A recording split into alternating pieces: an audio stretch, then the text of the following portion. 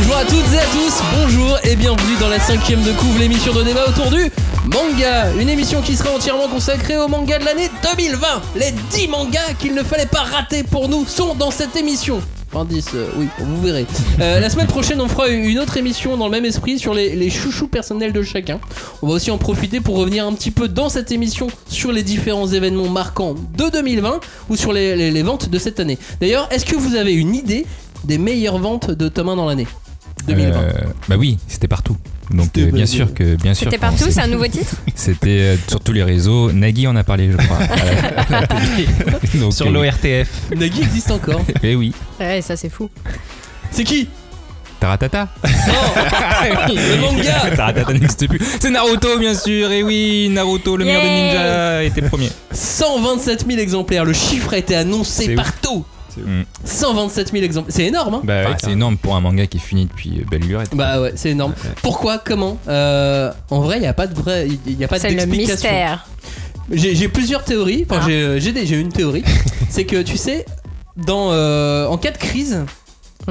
On dit qu'on se réfugie vers des valeurs sûres. Ah ouais, bah ça c'est bien refuge, hein. Je veux pas dire. Ouais, et du coup, effectivement, Naruto c'est une valeur refuge. Ouais. Donc voilà, en cas de crise, qu'est-ce qu'il faut? Vite, un Naruto. Ouais. Un antidépresseur. Et je pense que ça. Oui, d'accord, mais tu le prends à ta bibliothèque, tu vas pas le racheter. Oui, mais il y en avait plein qui l'avaient pas et qui le voulaient. Ouais. Qui avaient déjà vu l'animé ou qui en avaient entendu parler, qui ont vu des épisodes par-ci par-là. La série est de plus en plus diffusée d'ailleurs. Moi j'ai une autre théorie, c'est que tu vois, ils avaient pas le droit de sortir sauf pour acheter des bouquins. Ils se sont dit, il faut qu'on achète du Naruto.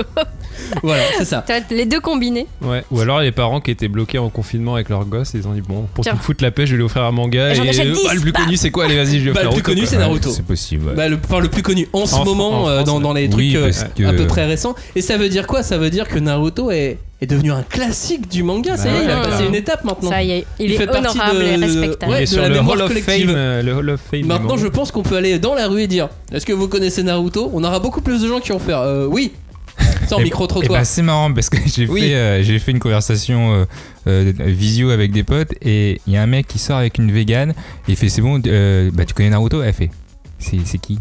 Et du coup, elle ne connaissait pas. Donc, genre les véganes ne connaissent pas encore Naruto. Comme les véganes sont 1% de la population, c'est pas très grave. Que 1% de la population ne connaît pas Naruto. Oui, mais ça c'est pas très grave. D'ailleurs, numéro 2 des ventes, c'est aussi Naruto. Ouais. Super, Naruto tome 2.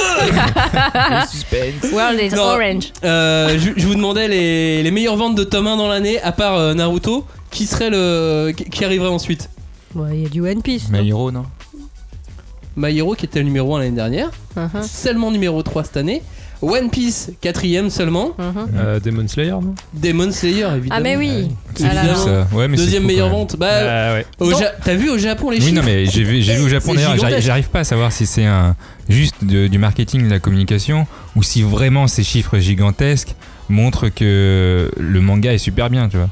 Alors le manga est super bien, mais c'est surtout que ça a remis au manga des tas de Japonais qui avaient arrêté d'en lire. Mais c'est attends, ma mère m'en a parlé à Noël. C'est fou. Franchement, c'est fou. Non, mais oui, il a capté un truc. C'est devenu un phénomène de société. Ça dépassait le cercle des lecteurs de manga, même au Japon, qui est un grand cercle. Bah, franchement, faut que je le lise parce que là, pour le coup, je comprends pas l'engouement aussi énorme. J'ai adoré les 2 premiers tomes, j'ai pas fait la suite, donc faut que je vois vraiment. Et 5ème DBZ. Non. DBZ. Alors déjà DBZ c'est pas un manga. Elle a 50 ans. Déjà c'est un dessin animé. Mais oui alors. Donc on ne vend pas des dessins animés en librairie. Ah oui pardon. L'attaque des Titans. Non. Super. Dragon Ball Super. Voilà c'est ça. Super. Non c'est une nouveauté. Jujutsu Kaisen. Évidemment Jujutsu Kaisen. Plus de Fairy Tail et de Promise Neverland cette année dans le top 5 contrairement à l'année dernière. Bon, après, faut pas déconner, ils sont 6ème et 7ème Promise Neverland et Fairy Tail. Puis ensuite arrive l'attaque des Titans, Spy Family qui se met dans le top 10 des tomes 1 les plus vendus cette année, et Seven Deadly Sins qui ferme la marche. Seven Deadly Sins qui se termine en février en France. C'est marrant. Voilà, donc ce petit avant-goût de ce qui vous attend dans cette émission. On va parler de vente, on va aussi parler de nos chouchous, de notre top 10 qui est en fait un top 10 des meilleurs mangas de l'année 2020 par la 5ème de couve. Oui, c'est parti. On ne pousse pas, s'il vous plaît, on ne pousse pas, c'est inutile. Le public n'est pas autorisé à assister aux épreuves éliminatoires. Moi, je crois que je pourrais être un très bon ninja. À quoi vous jouez? L'heure est grave, c'est pas le moment de faire les guignols. Mais on n'a rien d'autre à faire. sortir. On va leur faire notre attaque secrète, l'attaque de la Tour Eiffel, ils vont rien comprendre. Et il faudra aussi parler des dessins animés, notamment des dessins animés japonais qui sont exécrables, quoi, qui sont terribles. Ah, les bâtards! Oh, this you crazy mother...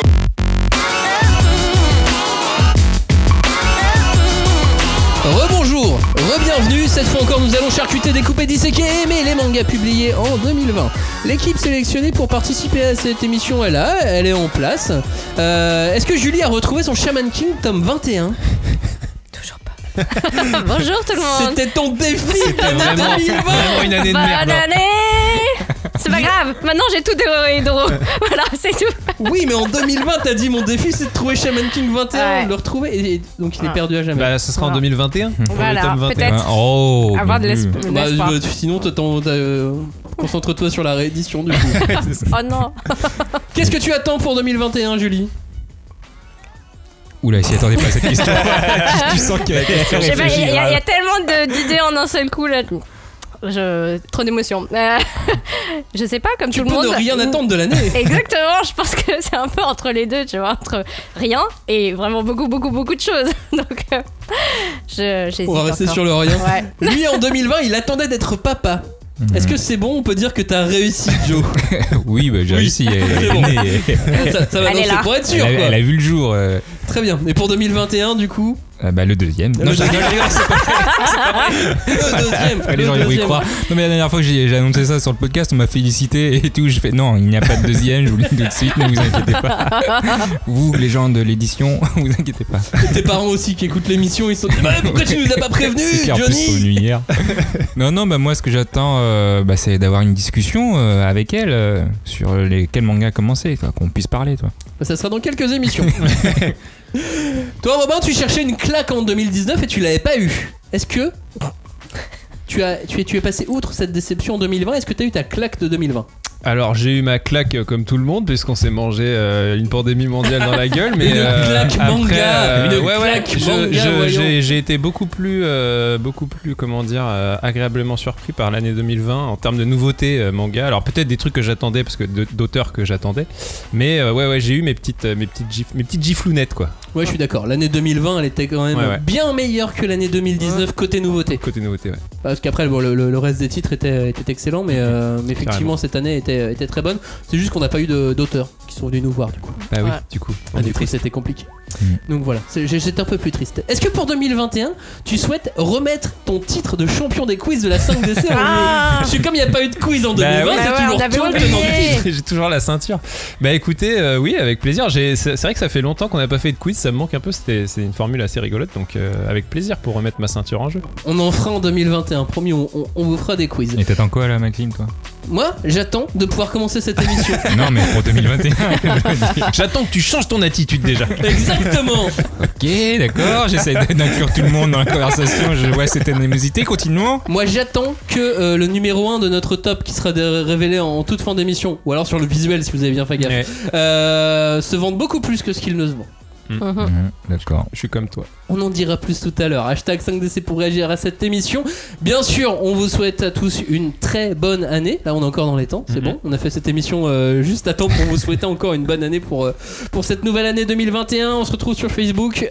Hashtag 5DC, le groupe de débat autour du manga, la 5ème de couvre, sur les autres réseaux sociaux. Alors, comment va se passer cette émission ? Nous avons établi un top 10 à partir de nos lectures à tous les 4, plus Cagnard qui n'est pas là. Qui a compté dans les notes. Pour faire ce top, on a fait comment ? On a mis des notes sur 100 à toutes les nouveautés manga qu'on a lues. Tout le monde n'a pas pu lire toutes les nouveautés évidemment, donc quand ce n'était pas lu par l'un de nous, la note a été un peu dégradée. Et on partait du principe que si l'un de nous n'a pas réussi à convaincre les autres de lire un titre, c'est qu'il n'avait pas les bons arguments et que le titre n'était pas si bon que ça. Ou alors que c'était juste un chouchou pour soi, et ça on en parlera dans une autre émission la semaine prochaine. Donc ensuite on a fait une moyenne de nos notes. Et donc cette note a donné un top 10 composé de 12 mangas, puisque c'est quand même bel et bien un top 10. C'est juste qu'il y a des ex-aequo. On a eu ici donc des coups de cœur qu'on verra dans la prochaine émission.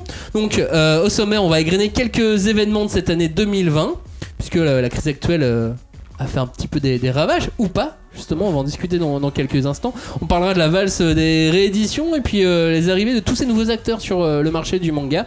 On parlera donc bien évidemment des ventes comme en début d'émission, des ventes de manga. Donc voilà, restez concentrés, restez attentifs, prenez des notes. Maintenant, on démarre par les 10e ex-aequo. La 10e place. Et le premier des 10e ex-aequo, puisqu'ils sont 3 à être 10e ex-aequo, d'où le fait qu'on ait un 3-10 comme on dit. Bah voilà, les 3-10. D'où le fait qu'on ait 12 mangas dans ce top 10 et qu'il y a 3 10e ex-aequo. Le premier d'entre eux, c'est 5 minutes forwards. 5 minutes forwards. Est-ce que 5 minutes suffisent pour sauver le monde ? C'est un petit peu le pitch de ce manga, en tout cas le point de départ. C'est le cas de figure auquel le héros de cette histoire doit faire face.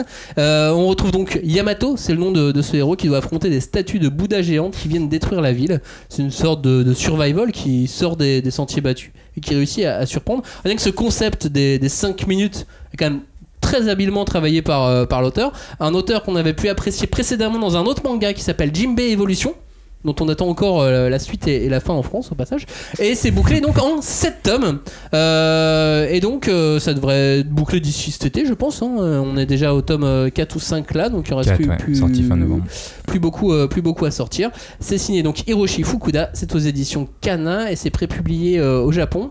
À l'époque c'était dans le Shonen Sunday. Joe, pourquoi c'est dans le top 10? Eh ben, je suis assez surpris déjà de le retrouver dans le top 10. Je suis déjà très content parce que c'est un de mes mangas favoris pour l'année 2020. Je pense qu'il est dans le top parce que c'est vraiment du manga science-fiction spatio-temporel assez original. Les 5 minutes, ça s'est jamais vu. Enfin, souvent tu vas loin dans le futur, tu vas à 20 ans, 30 ans, 50 ans. Et surtout, ça sert à rien, 5 minutes et demie. Il y a un truc post-apocalyptique et après tu retournes dans le passé et tu fais c'est bon, j'ai le temps de voir venir pour sauver. Là, le mec, il fait un bond de 5 minutes dans le futur. Déjà, il sait pas que c'est 5 minutes. Il fait ouais, c'est bon, oh là là, les Bouddhas. Mais je peux revenir dans le passé, c'est bon. Et là, il se rend compte que c'est 5 minutes. Il fait je vais pas pouvoir. Après, justement, tout l'intérêt de ce manga, c'est de voir comment il va faire pour essayer de sauver le monde en 5 minutes, parce que pour l'instant il reste dans le futur. Tant qu'il choisit de rester dans le futur, il reste dans le futur. Et c'est ça que j'ai trouvé super bien, c'est l'originalité de la chose et on s'ennuie pas, ça c'est sûr. De toute façon, t'as que 5 minutes, alors il faut se dépêcher. C'est le propre du manga concept. T'as intérêt à ce que ton concept soit fort, mais à bien le suivre et à rendre tes personnages intéressants au milieu de ce concept fou. Et puis pour le coup, ça se rend aussi dans le nombre de tomes qu'il va y avoir. Il y en aura 7. Ça ira pas plus loin. Moi, ce que j'espère, c'est vraiment qu'ils vont pas trop tirer sur la corde pour atteindre ces 7 tomes et que ça va être une belle histoire tranquille. C'est dur de tirer sur la corde pour faire 7 tomes, parce que 7 tomes, ça se lit vite, tu vois. Parfois, tu peux avoir 5 tomes et c'est très bien. T'en rajoutes 2 juste parce qu'il faut en rajouter 2 et ça, c'est relou. Donc, moi, j'espère juste que ça va bien se finir et que c'est vraiment une bonne série en 7 tomes. Après, clairement, les 4 premiers tomes sont super bien. Du coup, je me fais pas d'inquiétude pour ça. Robin, pourquoi pour toi aussi il était dans ce top 10 5 minutes forward? Alors pour moi c'est un peu une surprise qu'il y soit, mais en même temps j'avais bien aimé. En fait moi à la base quand vous me l'avez fait lire, parce que à la base j'y serais pas allé de moi-même, parce que le dessin j'accrochais pas tellement, et en fait c'est vrai que le concept fonctionne tout de suite très très bien. Et il y a un truc aussi que moi je trouve très cool, c'est ce côté du coup c'est 5 minutes dans l'avenir, donc en fait c'est du manga apocalyptique mais où l'apocalypse arrive en temps réel, tu vois, genre vraiment on voit la fin du monde en temps réel.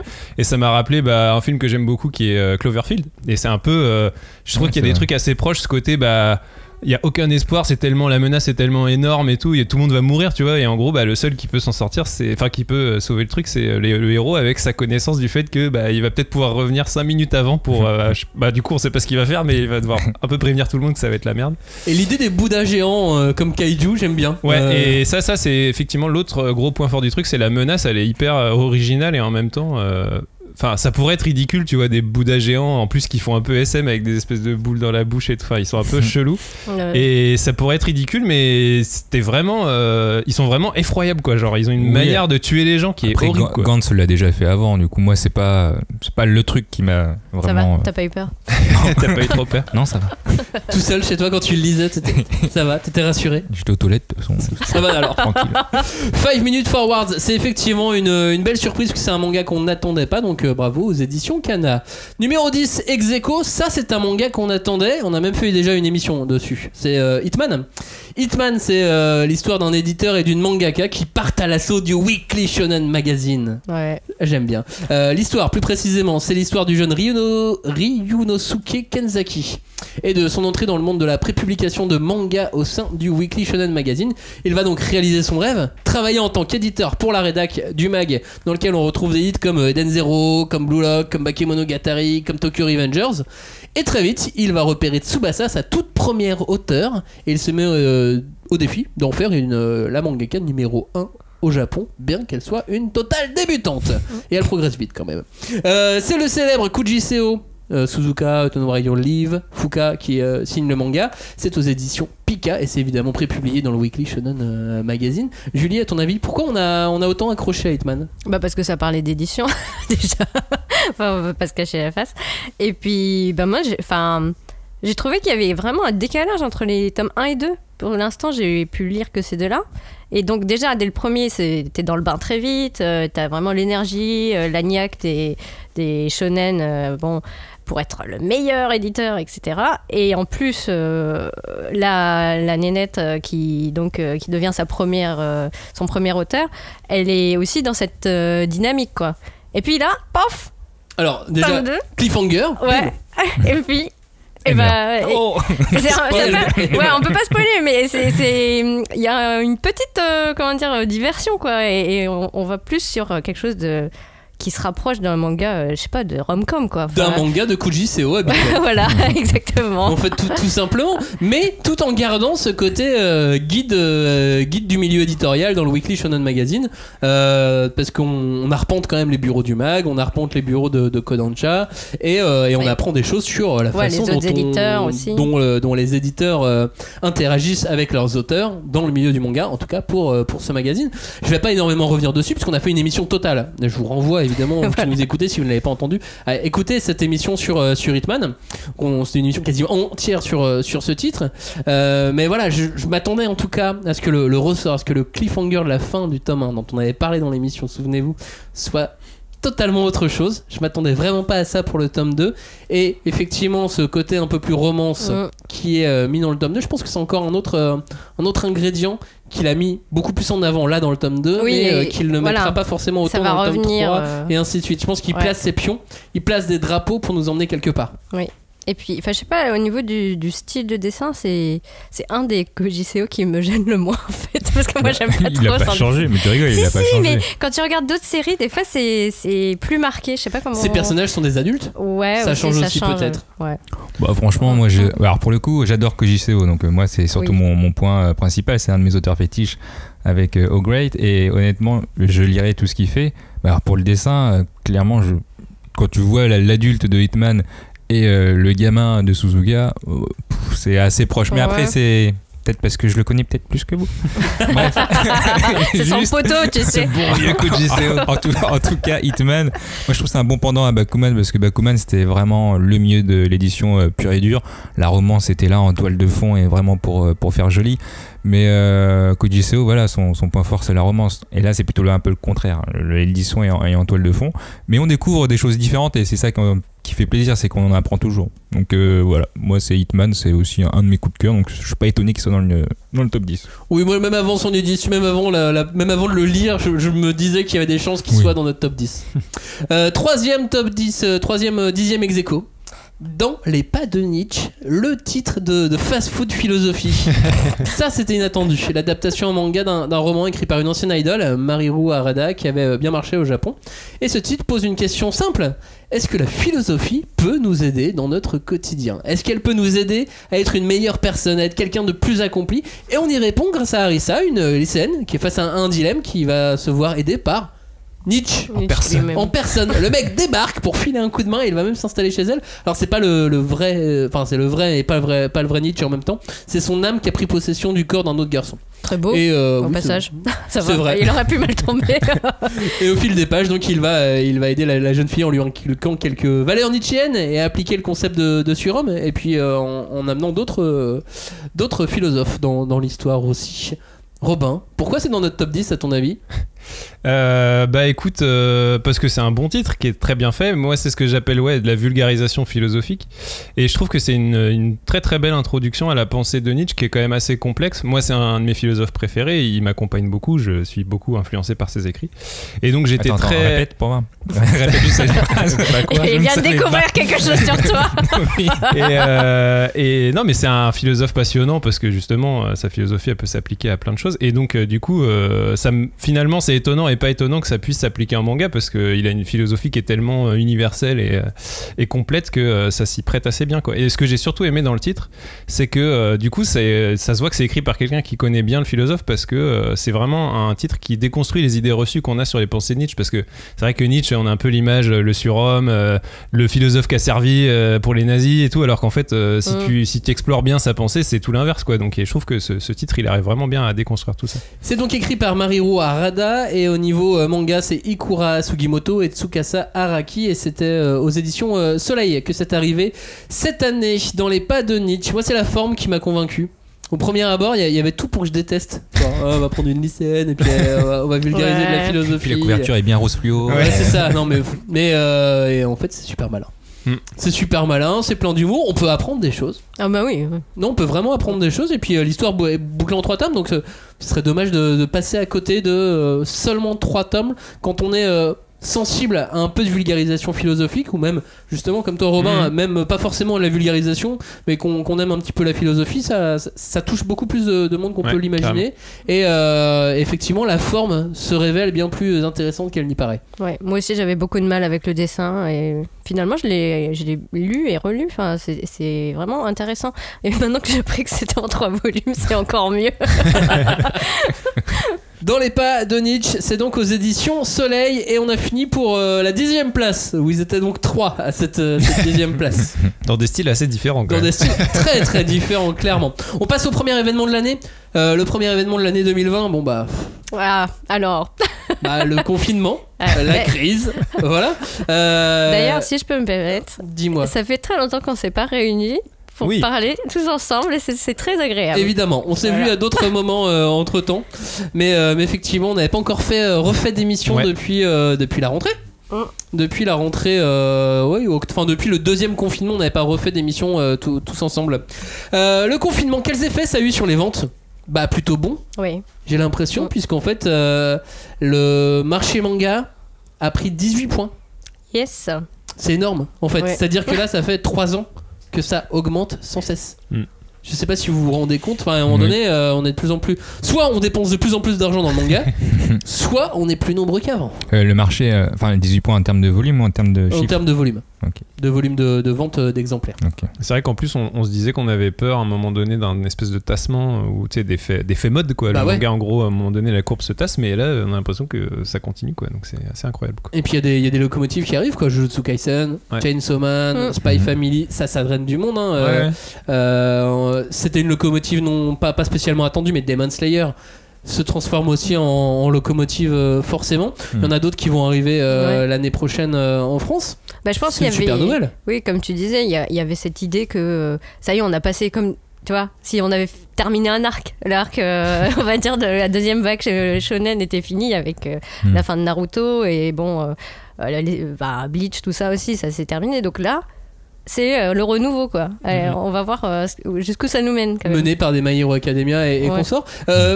On aurait pu penser que ces confinements allaient être une catastrophe pour les éditeurs de manga. Ça ne l'a pas été. Comment ça a été géré dans les maisons d'édition et dans les librairies? Vous avez eu des échos?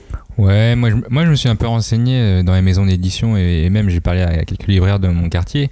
Et finalement, je pense que ça aurait dû être le cas. Ça aurait dû être une année négative, voire carrément à zéro pour certaines personnes.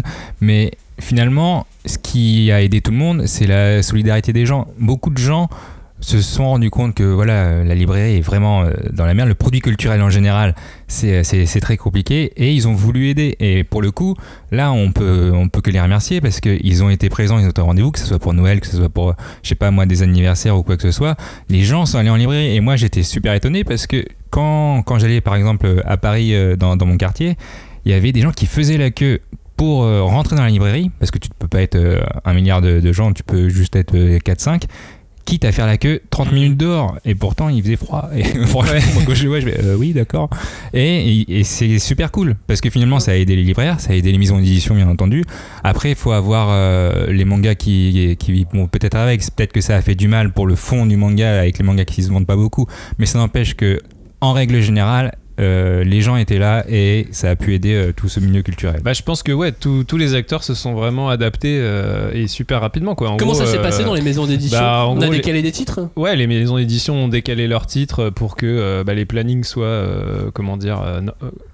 plus ou moins normaux, tu vois, parce que quand tu t'es pris 2-3 mois dans la vue, du coup ça fait un gros volume de manga qu'il faut replacer soit dans l'année soit l'année suivante et tout. Donc en gros ils se sont tous adaptés avec l'aide des libraires évidemment, et les ayants droit japonais, je pense qu'ils ont aussi été à l'écoute vis-à-vis de ça. Et après je pense que ce qui fait aussi que les gens ont beaucoup lu pendant le confinement et ont beaucoup acheté de livres de facto, c'est ce que tu disais en ouverture, c'est la valeur refuge, quoi. En gros en temps de crise, t'as besoin de te réfugier dans un truc et franchement la valeur refuge par excellence c'est la lecture, quoi. En gros c'est vraiment c'est le moment où on est je sais pas, en paix avec soi-même, on lit un truc, on se plonge dans un univers et je pense que c'est là où les éditeurs et les libraires ont eu de la chance dans leur malheur, c'est que c'est la valeur refuge par excellence, le livre, quoi. Julie? Ouais, non mais bon, il se trouve que moi j'ai une amie qui est libraire, mais elle m'a pas donné le même son de cloche. Enfin, en fait, il y a eu des différences aussi entre les confinements. Oui, puis attention, on parle de libraire manga et de manga tout court. Oui, effectivement. C'est pas forcément la même chose. Et effectivement. Je pense que si elle est libraire voyage, ça s'est moins bien passé pour elle. Voilà, c'est pas son cas, c'est de la librairie généraliste, mais oui, elle même disait que tout ce qui avait été bande dessinée, manga, ça avait marché du tonnerre, mais limite trop marché. Et que eux, c'est une toute petite librairie, les gens autour se sont réveillés en disant ah oui, ils sont juste à côté. Et ils se sont retrouvés avec un afflux de clients. Et voilà, la course, c'était de s'adapter au mieux pour répondre aux attentes de tout le monde. Donc, après bien sûr ça a dû demander des efforts et pour s'adapter comme ça, et puis c'est une situation stressante, tu vois, donc évidemment c'est bien dans les chiffres, évidemment que humainement ça se vit aussi, c'est une épreuve aussi à surmonter, quoi. Donc, et du coup quelles conséquences? Peut-être que ça a pu permettre à certaines maisons d'édition, à certains éditeurs et à certains libraires aussi d'anticiper, de voir les choses différemment pour les prochaines années aussi, peut-être du coup ils ont tous un site maintenant. C'est de la contrainte que naît la créativité, hein. C'est de toute façon c'est quand t'es dans des situations comme ça que tu te renouvelles et t'essayes de trouver des manières de trouver des solutions, quoi. Et peut-être beaucoup de mangas au premier semestre 2021. Oui, du coup. Parce que du coup il y en a certains qui devaient sortir l'année dernière, pas forcément les gros enjeux, mais ont été décalés, et puis les suites de mangas ont été décalées aussi, tous les plannings ont été refaits, puisqu'on a perdu 3 mois en tout, hein. Ouais. Le premier 3 mois. 3 mois. Non, mais entre tous les décalages. Ouais. Ah oui. Ça a fait perdre pas mal de temps. Et effectivement, les mangas qui se vendaient le moins ont plus pâti de la situation que les mangas qui se vendaient déjà beaucoup, qui eux se sont mieux vendus, et les mangas qui se vendaient pas follement se sont moins bien vendus. Ça creuse les inégalités, hein, c'est comme toutes les même dans les ventes, même dans les ventes. C'est donc l'heure de passer au 9ème, au top 9, au 9ème de notre classement. Numéro 9. On en a parlé bien évidemment dans l'année, dans le sens du vent, nord-nord-ouest, une enquête lunaire d'un jeune japonais en Islande à la recherche de son frère et de ceux qui en veulent à sa vie. Qu'est-ce que c'est beau. Ouais, on est tous d'accord là-dessus. C'est signé Aki Irie, il y a 5 tomes en cours, le tome 4 arrive en France là fin janvier, donc il va falloir patienter un petit peu plus maintenant entre chaque tome. C'est aux éditions Soleil. À noter aussi que ce manga, comme Bright Stories, sera à partir d'avril dans un tout nouveau magazine au Japon de l'éditeur, un nouveau magazine de prépublication dont l'objectif c'est de s'affranchir totalement des classifications habituelles. Ouais. Donc voilà, ça va être sympa de retrouver. C'est pas pour les ados, c'est pas pour les c'est pour femmes. Tout le monde. Ouais. C'est pour la vie. C'est pour la vie, le monde, voilà. Aokishi, c'est le nom de ce magazine. D'accord. Mais quand même pour les femmes de plus de 40 ans. Qui tu vises là? Non mais en même temps ça se ressent à la lecture. Oui, carrément. Et puis, vous voulez que je vous raconte l'histoire entière ou pas? Oui, vas-y. Allez, vas-y. Le héros, c'est donc un japonais, détective. Il a 17 ans et il vit avec son grand-père français en Islande. C'est compliqué. Mais il dispose d'un pouvoir assez atypique. Il peut communiquer avec les appareils électriques et les voitures. Mais sa vie va basculer lorsqu'on lui annonce l'assassinat de son oncle et de sa tante par son propre frère. C'est donc le bordel. Et lui, il est convaincu de l'innocence de son frangin. Donc il va mener l'enquête. Et c'est donc un thriller, mais vraiment pas comme les autres pour beaucoup de raisons. Donc parce que c'est beau, parce que c'est graphiquement différent, et puis dans la construction, on délaisse parfois l'enquête pour se laisser voguer, Julie. Non mais il parlait des objets électriques aussi. Il faut le dire. Ça va. Mais justement, ça c'est une des composantes des œuvres de Aki Iri. Enfin, elle est connue en France. On avait parlé du monde de Ran. Et en fait, c'est toujours glamour, sexy. Enfin, en tout cas, les personnages, c'est tous des graveurs de mode, mais au sens littéral du terme. Ils prennent beaucoup la pose, mais c'est un côté naturel en même temps. Enfin, je sais pas comment dire, ils sont pas en train de se la péter, quoi. Et en même temps, pour l'auteur, la nature, le monde a toujours une dimension magique. Tu vois, et là, c'est les histoires de dons pour la machine. Enfin, pour. Et puis l'Islande, c'est une terre magique en plus. Voilà, ça, elle a bien trouvé son cadre parce que ça joue beaucoup. Robin, à ton avis, pourquoi on l'a aussi bien classé ? Moi j'ai mis peu de mots dans ma petite chronique, c'était surprenant, dépaysant et surtout très beau. En fait je pense que oui, moi ce qui m'a surtout plu, il y a déjà le graphisme qui t'attire tout de suite puisque c'est vraiment très très bien dessiné. Moi je suis totalement amoureux de ces personnages féminins. Entre autres, je veux dire même tout, tu vois, la nature et tout, c'est vachement, tout ça est hyper bien représenté. Et moi c'est surtout, ça m'a surpris parce qu'en fait j'avais aucune idée de quoi ça parlait avant de le lire. Et en vrai, j'en ai toujours pas trop une bonne idée aujourd'hui parce que j'ai lu que le tome 1 pour l'instant, mais en gros, t'as effectivement une enquête qui est très concrète, quoi. Ouais, une histoire de famille avec des secrets et puis des petites enquêtes. Mais en même temps, le premier chapitre, ça commence comme le mec, il fait des enquêtes genre en mode, je sais pas, détective, quoi. En mode Get Backers, quoi. Et tu penses que ça va être ça, tu vois, ça va être que des petites successions de petites histoires comme ça. Et en fait, pas du tout. Ça se lance après dans une vraie histoire de famille. Et il y a en plus ce truc où le mec dialogue avec les machines électriques. Et enfin, moi, pour l'instant, à l'heure actuelle, je sais pas trop à quoi ça sert, mais du coup tout ça vient après. C'est une succession d'éléments qui fait que t'es intrigué, t'as envie de voir la suite et puis c'est hyper bien raconté, quoi. En fait c'est super fluide, ça se lit tout seul, quoi. C'est vraiment et le monde qu'elle a construit, je le trouve génial, je le trouve parfait. C'est vraiment un monde entre la réalité et le rêve. On est vraiment sur un entre-deux. C'est très cotonneux, c'est Hugues. Le truc bien et c'est assez douillé. Oui, puis c'est blanc. Tu sais, comme les premiers tomes de To Your Eternity, c'est très blanc. Ouais. Il y a un travail sur le blanc, effectivement. Dans le sens du vent nord-nord-ouest, donc aux éditions Soleil. Et c'est signé Aki Iri. Place au numéro 8. Et le numéro 8, c'est.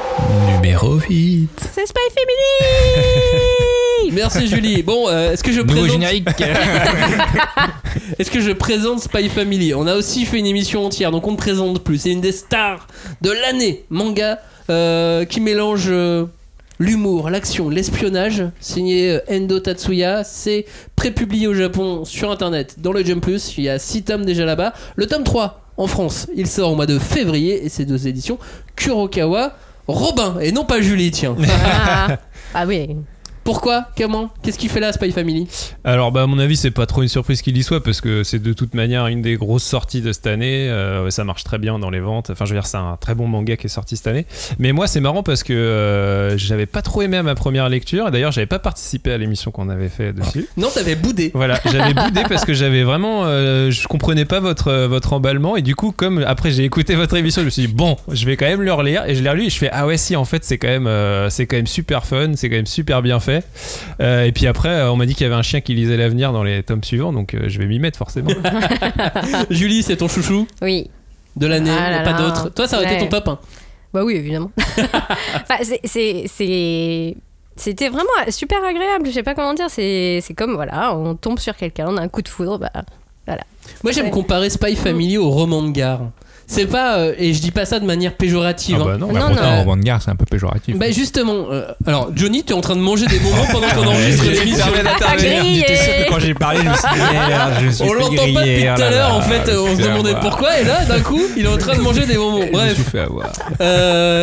Oui, c'est péjoratif de dire roman de gare, mais je trouve que ça ne l'est pas pour Spy Family, parce que je vois pas ça comme un défaut, dans le sens où le manga se dévore dans n'importe quelle situation, un peu partout. Oui. Effectivement, toi t'es mal tombé dessus la première fois. Je pense, ouais, c'est ça. Mais c'est léger, ça se veut pas quelque chose de complexe ou de. Non, de et même sombre. si je pense que ensuite il va y avoir un peu plus de sombre et de complexe.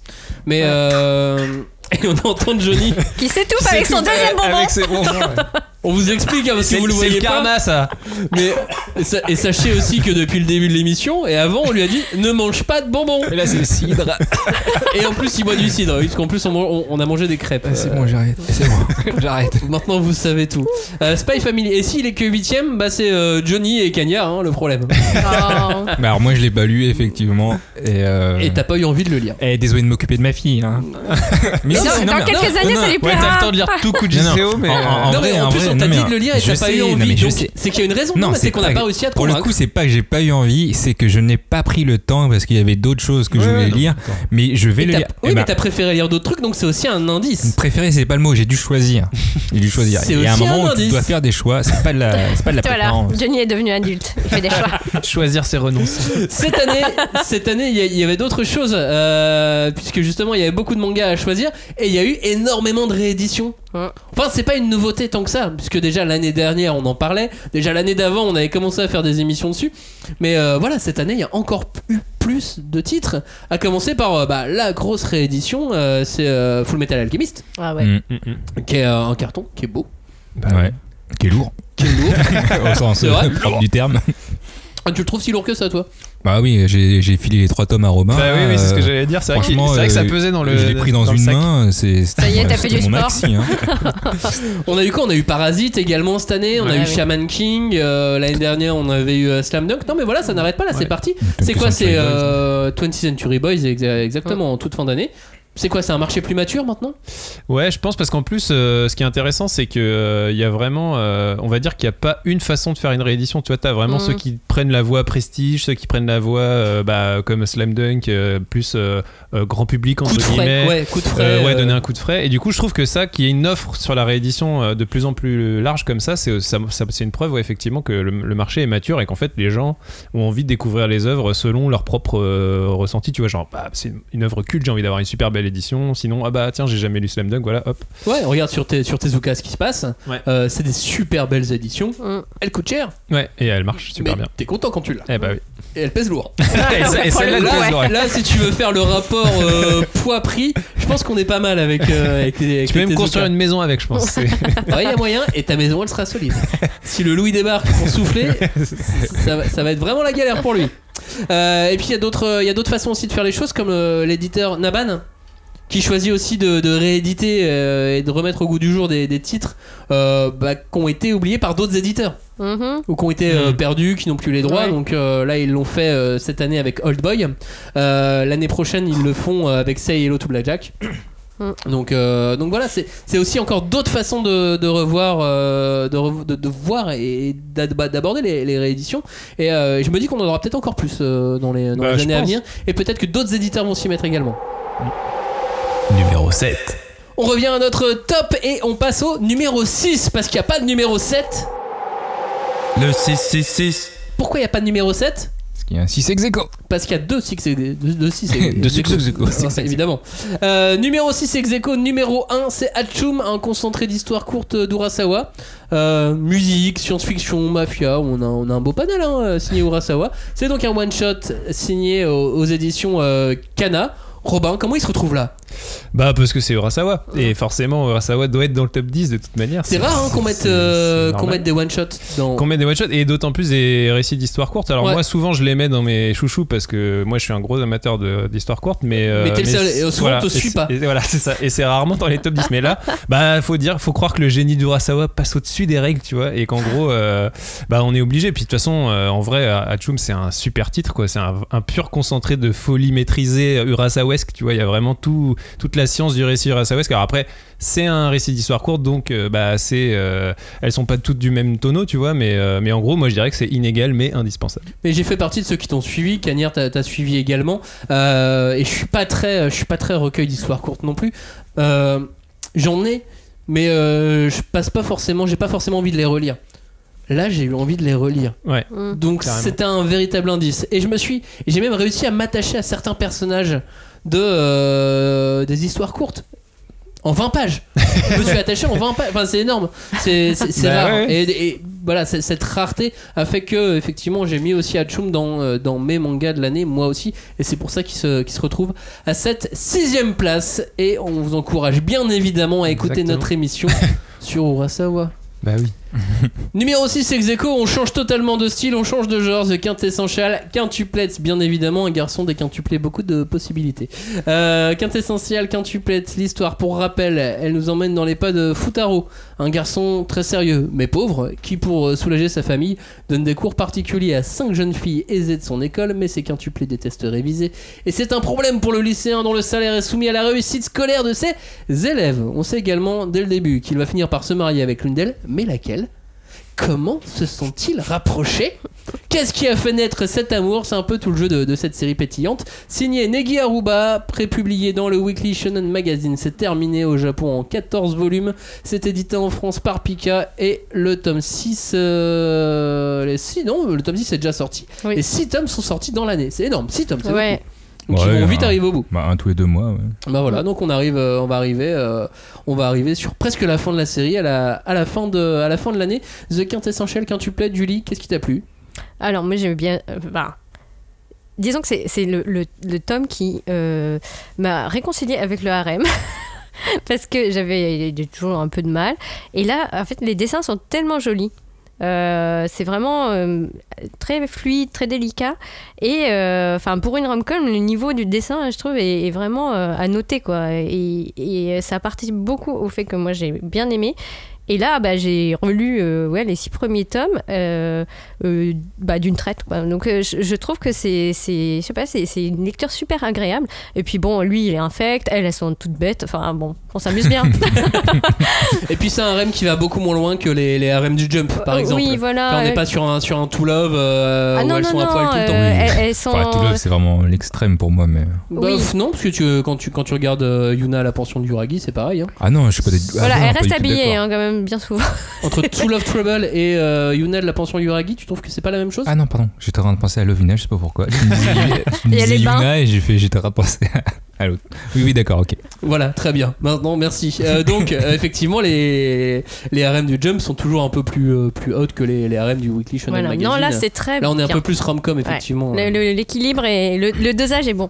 Puis c'est la rom-com de l'année. C'est-à-dire que l'année dernière, moi, j'en avais pas eu qui m'avait... Enfin, il y a 2 ans, pardon. J'en avais pas eu qui m'avait vraiment convaincu. Là, cette année, celle-ci, voilà, elle m'a convaincu. Ouais. Comme tu le dis, on rigole. Ouais. On se prend pas la tête. Elle m'a provoqué des bons éclats de rire et puis je me suis fait attraper. C'est dans ces cas-là. Maintenant, je veux la fin de l'histoire. Ah ouais, ça y est, c'est fini. Et j'ai trouvé le tome 6 par exemple pas fou, mais je veux quand même la fin de l'histoire, donc je vais lire les 14. Oui. Ouais, c'est sûr et certain. Il t'en reste 8. Ouais, c'est vrai que c'est le dessin est vraiment très très moderne. Moi, je le comparerais à Lovina, qui d'ailleurs finit en 14 tomes, coïncidence. Mais c'est vrai que c'est très joli et ça sublime parfaitement le fanservice de toute façon qu'il y a dans le manga. Après, il faut pas se leurrer, hein. C'est vraiment du harem qui est très drôle et très sympathique. Mais c'est pour les fans du genre. Il est en train de nous dire que ça y est, elles vont se dévoiler à partir du tome 7. Moi j'adore, mais arrête, dans le tome 1, on voit déjà qu'il prend sa douche. Mais non, mais c'est vrai que ça reste. Moi, To Love, pour moi, c'est trop extrême. Toi, dans le harem, elles sont trop à poil. C'est pas du tout le même esprit. Moi, ça me gêne. Là, pour le coup, c'est gênant. Alors que là, dans les quintuplets, au moins, on est tranquille. The Quintessential Quintuplet, signé Negi Aruba, c'est aux éditions Pika. On passe au numéro 5 qui lui est édité par Nobi. Numéro 5. C'est Iruma à l'école des démons. C'est un garçon un peu Cendrillon sur les bords qui, au lieu de trouver un prince charmant, trouve un papy quasi roi des enfers. Ouais, papy démon quoi. Ouais, un papy démon quoi. Un papy quasi roi des enfers quoi. Donc forcément, ça change un petit peu le concept de Cendrillon. Mais j'aime bien l'histoire. J'aime bien me dire qu'il y a un petit côté Cendrillon dans Iruma à l'école des démons. L'histoire donc d'un humain qui ne sait pas dire non et qui se retrouve à dire oui pour devenir le fils adoptif d'un des plus puissants êtres du royaume des démons. Ce royaume où l'humain n'est qu'une légende, on ne sait même pas s'ils existent vraiment. Les hymnes parlent de s'en repaître. Nous, on aime bien les humains. Ce royaume peuplé de démons uniquement, et il va donc se faire passer pour l'un d'eux et intégrer le lycée des démons en essayant de rester discret évidemment, mais ça va pas se passer comme prévu. 19 tomes au Japon. Une saison de l'animé qui fait 23 épisodes. La seconde arrive. Le tome 5 sort au mois de janvier. C'est signé Osamu Nishi. C'est édité par Nobi et c'est prépublié au Japon dans le Shonen Champion. Qu'est-ce que c'est bien Iruma à l'école des démons. Qu'est-ce que j'aime ce titre. Un vrai retour aux sources, tu sais. Avec une petite touche de modernité. Mais ça faisait longtemps que j'avais pas retrouvé un manga scolaire de magie avec tout le bordel, mais vraiment le côté manga scolaire magique quoi. C'est un vrai sous-genre à part pour moi. Et là il est masterisé avec Hiruma. Humour débile, baston débile, bravoure, jackpot, j'ai tout ce qu'il me faut. Et j'adore ça. Non mais c'est vrai que alors moi c'est le côté un peu enfantin qui était rebutant au début, mais en vrai on s'y fait parce que c'est vraiment pas que pour les enfants. Moi ça m'a bien fait rigoler et c'est vraiment une bonne détente pour le coup. Le dessin est agréable. Enfin moi j'ai rigolé alors que niveau humour je suis à ce niveau-là. Mais non, c'est sympa. Je suis pas sûr que ce niveau-là c'était très bas, hein. C'était juste pour vous expliquer. Il a fait un geste, mais il a montré au niveau des chevilles à peu près. Avant de passer à la suite du top 5 de cette émission, puisqu'il nous reste, si je compte bien, 4 mangas. Mais on passera peut-être pas directement au top 4. Vous allez voir ça dans un instant. Je voulais qu'on fasse un point sur les nouveautés originales les plus vendues de cette année. Ouais. Il y a peut-être des mangas qui sont dans les 4 premiers. C'est possible. Peut-être qu'on n'est pas du tout originaux, nous d'ailleurs, et qu'on aime bien les mêmes choses que tout le monde. On va voir ça dans un instant. Top 10 des meilleurs lancements de manga. Donc c'est un classement des meilleures ventes des tomes 1. Donc uniquement le tome 1, uniquement sur l'année civile. Donc effectivement il y a des disparités entre un manga qui est sorti en fin d'année mais souvent, vu que les ventes, alors même si cette année était bizarre, mais souvent les ventes sont tellement énormes dans le premier mois de la sortie que ces disparités elles peuvent disparaître. Elles sont peut-être plus présentes à partir du 7, 8, 9, 10e. Mais sur les 5 premiers, en général, ça a peu d'effet. Bon, alors qui à votre avis est premier ? Jujutsu, qui est dans le top 10 tout court. Jujutsu Kaisen, c'est loin devant, un petit peu moins loin devant, il y a Spy Family. Ah oui. 3e meilleur lancement, Chainsaw Man, évidemment. 4e meilleur lancement, ça c'est peut-être plutôt une surprise. Je n'aurais pas pensé à ce niveau-là, on vient d'en parler, c'est les Quintessential Quintuplets. Ah oui, tiens, marrant. Les 504 Est-ce que c'est un indice ? 5e, c'est Urasawa, c'est Asadora, feuilleton manga. Oui. Là, c'est plutôt j'avais pas fait attention, mais c'est le titre entier. Asadora feuilleton manga, ouais, c'est vrai. Oui. C'est le titre en entier. Un manga que j'ai détesté est en 6ème place. Shadow House. Le mec donne son avis. Ok. En même Shadow temps, House. J'ai pas vu beaucoup de choses dessus, à droite à gauche, et pourtant 6ème meilleure vente. Bon lancement quoi. Ouais, c'était un enjeu quand même pour l'éditeur Glénat pour le coup. Ils voulaient vraiment, ils y croyaient quoi. Donc, au moins ils ont fait le taf quoi. Ils ont fait le taf, voilà. Alors le 7ème je vais le passer puisque c'était Actage. C'est fou hein. C'est fou hein. Non, et un manga qui a été supprimé de la commercialisation qui est dans le top 10. Moi, il y avait encore des ventes en décembre. Il y avait encore des ventes en décembre. Pas beaucoup, mais il y en avait quoi. C'est fou. 7ème Harry Fureta, 8ème Orient, 9ème Dead Company, 10ème Black Shadow et Je suis un assassin et je suis plus fort que le héros. Mais c'est le titre entier, oui, d'accord, parce que j'avais pas la suite. Encore plus long que Dans le sens du vent nord-nord-ouest, qui était déjà quand même assez fort en taille des titres. Ouais, mais les Japonais aiment bien faire des titres bien longs, surtout quand on est sur la fantasy. Voilà à peu près les meilleurs lancements. Alors c'est sûr que sur les derniers, ça se rapproche, c'est quand même assez serré, mais sur les 6-7 premiers, on peut dire beau boulot, quoi, en tout cas. Et c'est que des mangas dont on a parlé au moins une fois. Ouais. Donc nous suivons l'actualité. On est plutôt bon. Ça c'était pour donc les ventes de nouveautés originales les plus vendues cette année. On fera un petit point tout à l'heure sur les lancements et de licences et de rééditions. Donc les spin-offs et les rééditions, puisqu'on en a parlé tout à l'heure, mais on verra dans les ventes comment ça se place. Mais avant, parlons de notre numéro 3. Ex-aequo. Ex-aequo, ça veut dire donc qu'ils sont deux puisqu'il n'y a pas de numéro 4. Numéro 3. Premier numéro 3 ex-aequo, c'est Asadora évidemment. Asadora feuilleton manga. Asadora feuilleton manga. Toujours en cours, hein, bien évidemment, au Japon, c'est Naoki Urasawa. Le prochain tome, le tome 4, sort le 19 mars. Il va falloir patienter un petit peu. Mais les 3 premiers tomes, qu'est-ce qu'ils étaient bien. Ah putain. Qu'est-ce qu'ils étaient bien, Robin. Moi, Asadora, c'est mon top 1 perso sur le tableau. C'est celui que j'avais le mieux noté. C'est le retour d'Urasawa aux affaires, au serious business, quoi. Il nous fait du Urasawa tel qu'on aime le voir faire. C'est un pur kiff. On sait pas où il nous emmène, mais on y va. On le suit avec une confiance aveugle. Moi, je suis en train de me demander si, tel que ça va, là, ça c'est pas en train de rivaliser avec Pluto comme étant mon Urasawa préféré, tellement je suis en. C'est le côté en feuilleton amour manga sur mais je suis complètement pris dans ce truc. Je trouve ça incroyable. Moi aussi, Asadora, j'ai adoré. Peut-être pas autant que toi. Il y a d'autres mangas que j'ai préférés, comme notre numéro 1. j'ai encore bien plus envie de lire la suite de notre numéro 1 que j'ai envie de lire la suite d'Asadora. Asadora, je crois que c'est Johnny qui avait pas du tout accroché et qui a fait baisser la note entre guillemets. Déjà, j'avais pas compris la première page où vous avez où effectivement on voyait T'avais quelque pas chose. compris le manga, c'est toi qui as fait baisser. S'il est que 3ème et pas un ex aequo, c'est de ta faute. Après, le qu'on truc, soit bien c'est que d'accord. toi, tu préférais ton premier, mais sachant que le premier est ex aequo, on ne sait pas de quel premier tu parles. Eh ouais, on verra. Surprise. Bref, Asadora, on en a parlé dans l'émission consacrée à Urasawa. On vous a dit tout le bien qu'on en pensait, donc on peut passer au 2e numéro 3 ex aequo. Jujutsu Kaisen. Et là, c'est Julie qui l'a fait baisser. C'est elle qui l'a pas aimé à sa juste valeur. En tout cas, qui l'a pas aimé autant que nous on l'a aimé. J'ai moins aimé que certains autres.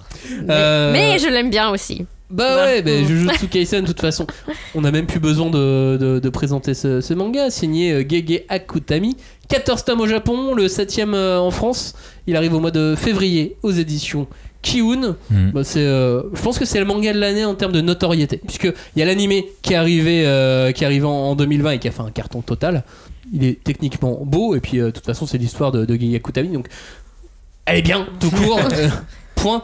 C'est le shonen neketsu ultime du moment. Voilà, c'est le nouveau My Hero Academia / Naruto / Bleach. C'est le nouveau carton, quoi. C'est Jujutsu Kaisen. On va en entendre parler pendant longtemps. Un point, c'est tout. C'est tout. Perso, moi je l'aurais mis en 1, donc oui, je ne peux que confirmer tout ce que tu viens de dire. C'est classique, c'est puissant, c'est propre. Même s'il mange des doigts. Ouais, propre. Même s'il mange des doigts, qu'il a désinfecté avant au gel hydroalcoolique.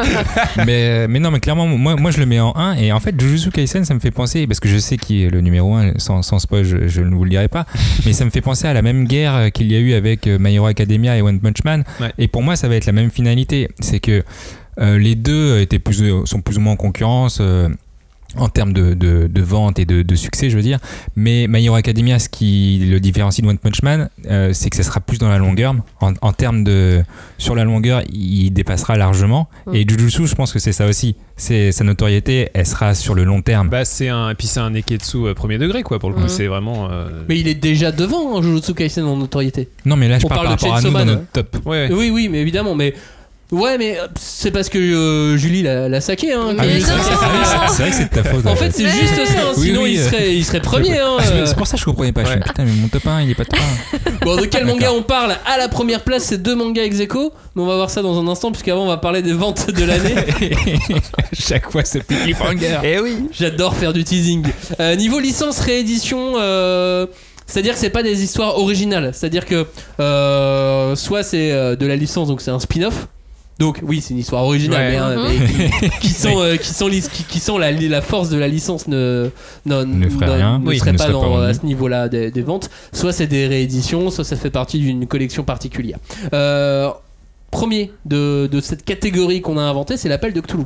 Oui. Alors effectivement, c'est pas une licence. Enfin, si, c'est devenu une licence finalement chez Kiun. C'est une collection, ouais. C'est devenu une collection / licence Lovecraft. Top, quoi. Ah bah là, ils ont réussi un taf incroyable, quoi. Moi, honnêtement, j'y croyais pas. Hein. Quand j'ai vu le truc arriver, je trouvais la démarche éditoriale intéressante, mais alors, en plus que ça se transforme autant dans les ventes, c'est vraiment un gros coup de chapeau de la part de Kiun. Mais ils ont ça, c'est une vente qui se sont fabriquées tout seuls. Ah bah carrément. C'est ce que bon alors, Jujutsu Kaisen, c'est un pur travail éditorial. Évidemment, ou My Hero Academia, tu vois, chez Kiun. Ils avaient la licence, le bouquin qui était fort, ils avaient la notoriété au Japon, ils avaient le dessin animé pour l'accompagner. Donc ils ont fait le boulot qu'il fallait faire. Parce que on l'a vu avec les rôdeurs de la nuit. Feu les rôdeurs de la nuit. Les rôdeurs de la nuit. Il suffit pas d'avoir un bon manga pour que ça soit dans le top des ventes. Il faut aussi avoir comme un quoi bon c'est un travail. Non mais il faut toute une équipe. On l'a bien vu donc avec Demon Slayer. Mais ça, ils se le sont fabriqués tout seuls, quoi. Avec la fabrication, avec le placement éditorial, avec le fait d'en faire une collection. Enfin, c'est bravo, super boulot, quoi. Voilà. En tout cas, c'est un gros boulot qui a été fait. Et pareil pour Full Metal Alchemist, édition perfecte. Beau boulot aussi. Beau boulot. Alors après, là, on est sur un manga culte, donc c'est sûr qu'ils peuvent s'appuyer sur la renommée de l'œuvre, mais quand même, effectivement, c'est. Enfin, surtout que c'est pas leur seul manga, tu vois. Kurokawa, ils font d'autres trucs, quoi. Et ils ont vraiment réussi à pousser ce truc pour que ce soit fort, quoi. Et qu'est-ce que vous pensez de la qualité des pages? Je sais qu'il peut y avoir discussion, le fait que ça soit un peu glacé. Ah. Bah, c'est moi- ce qui fait que moi, ça pèse. j'adore. C'est ce qui fait que ça pèse un âne mort. c'est pour ça. Déjà. Aussi, ouais. Bah, moi, je le lisais sous la pluie, j'étais content, quoi. Ah, tu vois. Ah. Pourquoi tu lis sous la pluie des bouquins, toi? Moi, j'avoue, le papier glacé, c'est pas ma tasse de thé. Je suis pas T'aimes pas quand super. ça brille. Ouais, je suis non. pas super fan des papiers. Moi Mais non par plus. contre, je sais que c'est un choix parce que ça rend vachement mieux les noirs. Les noirs sont beaucoup plus forts, enfin, rendent beaucoup mieux sur un papier glacé et les contrastes sont mieux. Ah, mais... le trait d'Arakawa, il est Voilà. magnifié. Hein, Mais dessus. après, c'est vrai que moi, je trouve que ça reflète à la lumière. J'aime pas, mais bon, après, c'est vraiment personnel. Ça, c'est parce que t'es vieux, t'as Ouais, des regarde. mains non, vieux. mais c'est. Regarde dans l'ombre. Après, au niveau goût, ma fille, elle préfère les Full Metal plutôt que. Il faut que t'arrêtes de nourrir ton enfant avec Avec des avec pages, des mangas. littéralement. Elle est bouffée. Donc ça c'était le premier, l'appel de Cthulhu, deuxième meilleure vente en licence réédition Full Metal Alchemist Perfect, troisième la couleur tombée du ciel, on revient sur la collection de Ki-Un, quatrième on revient encore chez Ki-Un, My Hero Academia Team Up Mission, la force de My Hero Academia, cinquième Heroes, le one shot de Mashima Ah. où il a mélangé Ah tous oui, ses persos. D'accord, Ouais. je me demandais ce Lui, que on c'était. le met en licence, quoi. C'est la licence. Bah, c'est la Machima. licence C'est Mashima. Mashima, c'est son nom. Là, tu sais. c'est toutes ces licences qu'il a mis dans un bouquin. Alors forcément, si on connaissait aucun des persos, le bouquin n'aurait aucun intérêt. Vraiment C'est très vrai. clairement. Sixième, c'est une créa française, c'est les légendaires sagas de Guillaume Lapère. Septième, Shaman King, les volumes doubles. Huitième, Fairy Tail, City Hero. Neuvième, Parasite, Kiseidu. Et dixième, Seven Deadly Sins, Original Sins, le spin-off. Donc encore Seven Deadly Sins qui revient. Et oui, d'ailleurs, c'est quoi ce spin-off? Ça parle de quoi? Enfin, c'est qui le. c'est qui le Fallait héros lire, fallait te renseigner, ça va. Ok, d'accord. C'est les héros, c'est les Seven Deadly Passons. Sins. Non, mais c'est une histoire qui se passait plusieurs années avant contre des vampires. D'accord, ok. Mais c'est important. Enfin, c'est important. J'ai lu la fin de Seven Deadly Sins, Mhm. qui sort en février, mais j'ai déjà eu le livre en avance. C'est important de l'avoir lu pour relier certains événements de la fin de l'histoire. Enfin, c'est important. Ça te donne un petit plus. Mhm. Ok. C'est pas nécessaire, mais ça te donne un petit Genre, plus. on avait des questions à la fin et on peut avoir des réponses dans celui-ci. Ouais, par exemple. D'accord. Il y a un petit truc comme ça. On passe au top 1, ou au top 2 et 1. Qui est deuxième, qui est premier? Number 2. Il n'y a pas de deuxième. Ah. Le rire machiavélique. Oh là là. Mais qu'est-ce que c'est que Le number one. Il y a deux premiers ex aequo. Et oui, ils sont arrivés à faire les mêmes totaux, les mêmes moyennes, l'un et l'autre. Le premier d'entre eux, c'est Chainsaw Man. Johnny en parlait il y a quelques instants à mot couvert, mais Chainsaw Man est donc premier ex aequo. Il y a le tome 6 qui vient de sortir, la dizaine de tomes a été dépassée au Japon. Mais, puisqu'il y a un mais, il y a la première partie du manga qui est terminée au Japon. Et le manga ne sera plus prépublié dans le Weekly Shonen Jump. Il va partir sur le web, sur le site du Jump Plus. Ils lui ont dit t'arrêtes tes conneries maintenant. Tu vas Non, faire mais- ça, tu fais ça sur le web si tu veux, mais par contre dans nos pages t'arrêtes. Non, mais c'est assez spécial quand même comme choix éditorial pour le coup.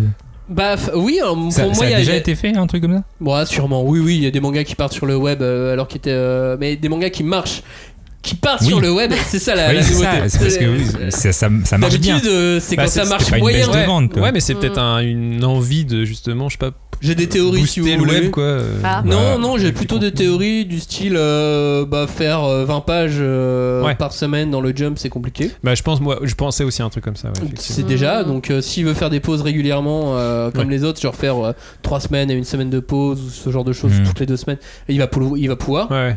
Ou alors c'est trop trash en fait. Et lui, Ouais. la suite de son histoire là où il en est, dans ce qu'il veut raconter, il va aller plus loin et ça va trop loin pour le Jump. Ouais, bah Ouais. c'est un peu ça. C'est possible.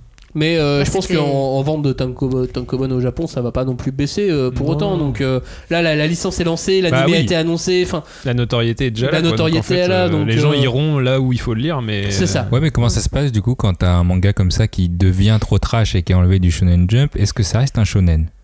Et débat à 4 heures. Bien sûr, Go. puisque c'est prépublié sur le site Shonen Jump Plus. Mais si c'est trop trash, est-ce qu'on peut le changer de tranche maintenant? Oui, ça a déjà été fait. Regarde Vinland Saga, au début c'était dans un magazine Shonen, puis c'est passé dans un magazine Seinen. Ah, ça je savais pas. Ah oui, Voilà. Bon, Tout bah, est possible. Bon, bah, vous tout avez est une possible. heure. oui. Tout est possible. Et puis, Vous avez 5 minutes. en plus, en changeant de pays, ça peut aussi changer, puisque regarde, l'Attaque des Titans, c'est un Seinen en Ouais, France. Oui, oui. C'est même le alors, Seinen le mais plus ça, vendu pour de le France. coup, Et oui, Tokyo bon. Ghoul est un shonen. Ouais. Et du coup, c'est Bon, pas. c'est bon, Shonen. j'ai compris. D'accord, donc on peut passer à autre chose. Ça se trouve, il est passé juste parce qu'il avait une meuf et qu'il voulait du temps pour elle, donc passons. C'est peut-être Bah, une on va peut-être parler du bouquin en lui-même. Ouais, Robin, pourquoi c'est dans notre top 1? Vas-y, dis-nous tout. Du coup, je parlais en ouverture des claques attendues de ma part et celle-ci c'en était une et c'était une claque attendue et c'est une claque reçue et voilà, cet auteur est décidément complètement taré et je me dis c'est peut-être justement ce dont le Jump a besoin. Alors bon, bah il va aller sur le Jump Plus finalement. Trop de claques. J'arrive toujours pas à savoir, je suis toujours fasciné mais j'arrive toujours pas à savoir si tout ce qu'il fait est calculé, auquel cas je trouve ça brillant. Ou s'il fait juste n'importe quoi et ça fonctionne, et auquel cas c'est encore plus brillant. Et voilà, le seul truc que je sais, c'est que j'adore. Je me laisse mener par le bout du nez par ce mec. Je suis complètement fasciné par la créativité et la folie de cet auteur. Je trouve ça réjouissant. Mais j'ai tendance à me dire que c'est quand même un peu un génie. Mais ouais, mais tu vois, le génie, est-ce qu'il est calculé ou est-ce qu'il est instinctif? Tu vois, ça c'est la grande question, on saura jamais. Ouais. Est-ce qu'il est C'est une sous vraie drogue question. ou est-ce que. Oui, non, mais je suis De toute d'accord. façon, on refera une émission Ouais. sur Chainsaw, on pourra en parler plus largement. Joe, pourquoi pour toi il Bah, se retrouve numéro 1? Franchement, Robin, il a tout dit. Moi, il va toujours plus loin dans le délire. Et ce qui me surprendra, en fait, c'est que les gens apprécient cette originalité. Genre, Ouais. autant moi, toi, je kiffe des choses cheloues, mais qu'il y a un mec, qu'il y a un mec en face qui me dit, moi, j'ai pas aimé, je veux dire, ça me surprend pas. Moi, j'aime les trucs bizarres, donc tant pis pour eux, mais je m'en fous, à vrai dire, de son avis. Mais là, pour le coup, c'est que cette originalité soit appréciée par C'est vrai. beaucoup Autant de plus de monde, gens que ce que j'aurais pu penser. C'est vrai que c'est un vrai tour de force, ça, je suis d'accord. Et pour le coup, moi c'est cool. Hein. Moi, comme ça, il peut continuer et il peut aller toujours plus loin. Donc, non, franchement, c'est bien rigolo de le lire et c'est original. Moi, j'adore Et l'original. personne dans l'équipe n'a saqué le manga. Voilà. Il faut savoir, c'est pour ça qu'en Ouais. fait il se retrouve premier. C'est parce C'est que tout le monde lui a mis une bonne note. c'est que tout le monde lui a mis une Tout le monde bonne. aime les trucs chelous. Ouais, ou une note au moins genre bonne, pas très bonne forcément, mais au moins bonne. Ouais. Tu vois, dans ce sens-là. Mais on reviendra sur Chainsaw Man. Comme on est déjà revenu sur Journey Beyond Heaven, Ah. ça Le deuxième c'était premier inattendu. ex-aequo. Ouais. Ça c'était totalement inattendu sorti de de le. Bah, moi je l'attendais vraiment avec impatience. C'est un bouquin que j'avais envie d'aimer, mais je ne m'attendais pas à l'aimer autant. J'ai vraiment été très très agréablement surpris par ce titre. Journey Beyond Heaven, c'est la dernière émission qu'on avait fait avant les Noël. fêtes, Ouais, avant Noël. Ouais. C'est signé par Masakatsu Ishiguro. Il y a 5 tomes au Japon. En France, il y a le tome 2 qui vient de sortir. Le tome 3 sort au mois d'avril. Donc, je pense qu'on fera un petit retour dessus quand on arrivera au tome 3 pour essayer de voir si nos théories se vérifient tome après tome. Mais il est terrible ce titre. Il est terrible ce manga. Robin, pourquoi on l'a mis en numéro 1? Bah, alors moi c'était ma claque, ma deuxième claque inattendue pour le coup. Mais je pense que qu'est-ce que tu c'est. as les joues rouges, Robin? Ouais, c'est ça, je me suis fait. Bah, il remonter a la barbe. giflé, il a deux joues. Il a une claque pour Chainsaw et l'autre pour Journée. Et je pense qu'en fait on a là vraiment un pur manga 5ème de couvesque, tu vois, genre vraiment parce qu'il est moderne dans son ton, son positionnement, ses références, ses intentions. Peut-être qu'il est trop moderne finalement et c'est peut-être pour ça que son succès ne se vérifie pas, enfin son succès d'estime se vérifie pas nécessairement dans les ventes. Est-ce que c'est pas trop une pépite pour initier? J'en sais rien, mais en tout cas bon, ses qualités on les a suffisamment égrenées dans l'émission qu'on lui a consacrée. En plus on a tous trouvé des choses différentes à en dire, donc ça prouve encore plus la richesse du truc, mais je pense que ouais, c'est pas finalement pas étonnant qu'il soit top 1 parce qu'il je sais pas, il incarne finalement un peu l'esprit de, même si on a tous des personnalités différentes, je trouve qu'il y a quand même une espèce de tronc commun entre nous et qui est incarné par des mangas comme ça, et donc moi je suis ravi qu'il soit top 1, je trouve ça logique, et j'espère que à notre petite mesure on va réussir à lui faire connaître un peu plus de succès que Ouais, parce qu'il n'a qu'il pas, faut malheureusement. vraiment noter Mais qu'il a oui. eu un départ vraiment pas top Bah ouais. dans les ventes de manga. Donc nous, on se doit, en tant que fan de l'œuvre, Carrément. de sauver le soldat Journée. Et pour le coup, sur ce manga, faites-nous confiance. Allez le lire, empruntez-le ou achetez-le à plusieurs, peu importe, mais il faut vraiment se pencher sur ce bouquin, parce que pourquoi je dis ça, pourquoi je dis il faut sauver le soldat de Journée, parce que si ça se vend pas, l'éditeur il va espacer les publications encore plus. Ouais. Et à cause de vous, on va attendre Voilà. 3 ans. Et il y en aura de moins en moins des mangas 5ème de couvesque. Okay. Exactement. Donc du coup, même pour les quelques-uns passionnés par ce titre, l'attente ça va être chiant. Ça va être chiant, on va oublier le bouquin et ainsi de suite.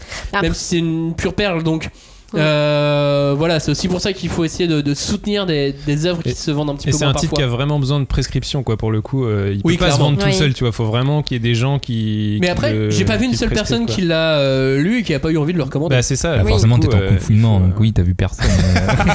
Merci, Captain. Même sur les réseaux sociaux, tu sais, où les gens on s'expriment. peut communiquer sans se voir.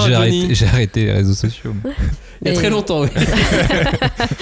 Mais c'est du coup j'ai oublié ce que je voulais dire. Je suis désolé. Non mais en fait il a l'air très discret. Sauf que quand tu commences, voilà, tu mets le doigt dans l'engrenage et t'es parti pour l'histoire. Et moi, je pense aussi qu'il y a ce souci du tome 1, quoi, du fameux tome 1 qu'il faut dépasser. Donc là, maintenant qu'il y a les 2 tomes qui sont sortis, peut-être que quand même il va avoir un petit peu plus ouais, puis lui il a morflé du second confinement, puisqu'il devait sortir au moment du deuxième confinement. Donc clairement ça l'a pas aidé, parce qu'il a été reporté pour une sortie fin novembre. Une sortie fin novembre pour un manga, c'est galère. Il est flingué, quoi. Il y a toutes les grosses sorties de fin d'année pour Noël. Tout est déjà passé, il n'y a pas de place sur les tables de nouveautés, tu peux pas le mettre en avant en librairie. Non. Ça fait vraiment vilain petit canard quand on dit ça. Ouais, mais c'est mal tombé, quoi. Non, puis le titre il est chelou, enfin tu comprends rien, tu sais même pas de quoi ça va parler. Ouais, puis graphiquement il est pas non, mais c'est ça. il est pas aussi beau qu'un jeu de dessous, tu vois. Il est juste pas sorti au bon moment, quoi. C'est vraiment dommage. Mais non, on va le pousser. Mais oui, c'est pour le coup, moi je devais pas en parler. Vas-y Joe. Je sais que j'en avais parlé la dernière fois dans l'émission, mais je devrais pas intervenir là-dessus. Mais en fait, ce titre, il laisse indifférent. Enfin, il peut pas laisser indifférent. C'est impossible. Ouais. C'est même moi, je l'ai lu, je ne savais pas ce que j'avais lu à la fin. Donc, que ce soit en bien ou en mal, on est obligé d'être happé au moins par le tome 1 et 2. Donc, je pense que oui, c'est vraiment quelque chose qu'on peut recommander, en tout cas. Pour ce titre-là. Journée Beyond Heaven, c'est disponible tome 1 et 2 aux éditions Pika. Voilà, ça va être la fin de cette émission. Qu'est-ce qu'on peut noter aussi sur 2020, c'est qu'il y a de plus en plus d'éditeurs. Ouais, il y en a encore plus qu'avant. Il y en a encore plus qu'avant. Je pensais pas qu'il y avait autant de place. Bah oui, moi non plus. Il y a 1 milliard de mangas au Japon. Ouais, mais du coup on en achète de plus en plus. Donc oui, il y a de la place. Il y a de la place pour parce que tu peux vivre sans avoir besoin de vendre 10 millions. Cette maturité du lectorat, je pense. Mais c'est bien, parce que du coup ça offre encore d'autres. Ça permet à des éditeurs d'aller chercher d'autres choses qu'ils ne voyaient pas, de se saisir de courants, de types de mangas qu'on ne voyait pas avant sortir en France, ou que les grands éditeurs, sur lesquels les grands éditeurs ne veulent pas se positionner parce que trop dangereux ou trop risqué ou trop borderline aussi. Hein. Ouais, mais maintenant Chainsaw Man est dans le Shonen Jump, ça va, il n'y a aucun problème. Il y a des titres borderline qui vont sortir aussi cette année, donc non, il faut voir. C'est un cercle vertueux, quoi. Je pense que en fait on est en train de vivre un âge d'or du manga. Je pense qu'on s'en rend pas compte, mais on est vraiment dans un truc où on va voir jusqu'à quand ça peut monter, parce que ça se trouve ça peut monter comme ça pendant 10 ans, notamment avec l'arrivée de Dupuis l'année prochaine. Là, c'est du gros acteur qui se jette dans le manga. Hein. Ouais. Dupuis qui a donc racheté les éditions Vega pour proposer un label manga chez Dupuis. Et Dupuis, c'est un éditeur franco-belge historique. Bah ouais. Mais qu'est-ce qu'ils vont... le journal de Spirou. Spirou contre les kaiju, tu vois, genre ça. Waouh. Ils vont continuer, tu vois. Par exemple, Birdman, qui était sorti chez Vega en début d'année, dont on n'a pas encore pu lire la suite. Birdman, ils vont sortir la suite. Enfin, tout ce qui était Vega vont continuer. Et j'ose espérer, et j'ai l'impression, en tout cas c'est ce qu'ils affirment, qu'ils vont se positionner aussi sur des gros shonen et qui vont vouloir faire monter la sauce. Donc non, attention, gros défi pour eux. Meian qui arrive cette année avec Grand Blue, manga super attendu aussi, Meian qui se laisse pas faire, tu vois. On aurait pu dire une fois qu'ils ont passé Kingdom ils vont s'arrêter, mais pas du tout. Bah non, ils ont bien raison. Et ils ont bien raison et continuent, et ça a l'air de plutôt bien fonctionner pour eux. Naban va continuer aussi, enfin ça ne s'arrête pas, c'est chouette. C'est plutôt une bonne chose. Et puis il y a d'autres petits éditeurs qui arrivent comme ça, avec un petit titre par-ci, un petit titre par-là, mais ça nous offre encore plus de diversité. Allez, il va falloir faire du déménagement là, dans notre bibliothèque, faire de la place. Oui, moi je me suis arrêté à 3600, 3700 bouquins. Bah c'est bien. Je suis arrivé à mon maximum. Ouais. Pas selon Maria Kondo. Non, c'est pas bien. Ouais, alors je pense que si Maria Kondo venait chez moi, elle fait bon, vous allez me jeter tout ça. Hein, déjà, je crois qu'elle fait une attaque. Elle voit ta bibliothèque. Je crois que tu dois en jeter 3597 pour le coup. C'est ça. Et puis ensuite, elle va aller voir mes fringues et elle va faire va falloir jeter tout ça. Et puis ensuite, elle va voir ma cuisine et elle va faire mais vous avez trop de verre, va falloir jeter tout ça. Trop de verre. Et tous ces mugs. À quoi vous servent tous ces mugs? Bah, c'est des mugs, Ah, c'est vrai que madame. j'ai ce problème-là aussi. On a ouais. tous trop de mugs. Ouais. On les entasse alors que c'est pas fait pour Mais s'entasser. du coup, ça doit résonner de ouf chez Marie Kondo s'il n'y a plus rien. Tu vois, tu parles, ça Elle vit dans un C'est petit vide. appartement. Ou alors elle vit dans un Tokyo. endroit tout petit, Mais quoi. c'est un bah, les 15 mètres carrés au Japon, à Tokyo. Ah ouais. Donc forcément. Et puis peut-être qu'elle met des parois en papier de soie, j'en sais rien. Comme ça résonne pas. On sent l'animosité. je sais pas ce que j'ai déclenché. Marie Kondo, mais... C'est parce que dans ces émissions, à chaque fois, tu sais, je vois les pauvres gens qui jettent des trucs et je me mais les jetez pas, c'est à vous, c'est votre mémoire. Vous aimiez ces objets. Ouais. Et à chaque fois, j'ai mal au cœur Mais- pour les gens qui jettent tout ça. Bah, ça ne À la fait fois, ils plus, ont l'air heureux, mais je suis sûr qu'ils ont l'air juste heureux pour l'émission. En vrai, ils sont qu'on leur a des donné de caméras, ça. l'argent. Mais C'est la voilà, magie de c'est la ça. télé, voilà. Attends, mais ça me rappelle Valérie Damido quand même, c'est les trucs. Il paraît que ouais, les gens ils étaient contents, etc. Et dès que l'émission était finie, ils changeaient tout, ils pétaient tout ce qu'ils Ah ouais. voulaient. C'était avoir juste les bases et après ils remettaient tout comme eux ils voulaient. Bah, c'est exactement comme nous dans cette émission. Là, on vient de dire du bien de Journey Beyond Heaven. Juste après, ce qu'on fait, c'est qu'on le On le fout. brûle. On brûle le bouquin. Tu sais, on met Et on Chainsaw danse Man, autour, on met on va Journée, ouh. c'est ça, dans des gros tonneaux. Ouais, et on va relire Dragon dans la Ball. rue. Et on va relire Dragon Ball et One Piece parce qu'en fait, on aime que One Piece et Dragon Ball. Oh non. Merci d'avoir participé à cette émission. Je pense que ça nous fait une très bonne conclusion de finir sur Marie Kondo et Valérie Damido. C'est une émission de manga. Encore bonne année à vous tous, merci de nous suivre pour cette nouvelle année. On va enchaîner les émissions cette fois. Normalement on va être bon pour vous lâcher un podcast par semaine. Enfin en tout cas on va essayer croise les doigts. de bien gérer. ça. Surtout s'il n'y a pas de confinement en fait. On a Bah, qu'une c'est de peur, toute façon, c'est on est dépendant de ça. nous. c'est ça. Donc après on pourra peut-être essayer de faire des trucs par téléphone, mais bon c'est quand même un peu plus compliqué. Merci de nous avoir écoutés, merci de nous avoir Merci. suivis. À bientôt, ciao et réagissez avec le hashtag 5DC. N'hésitez pas. Bisous. Merci.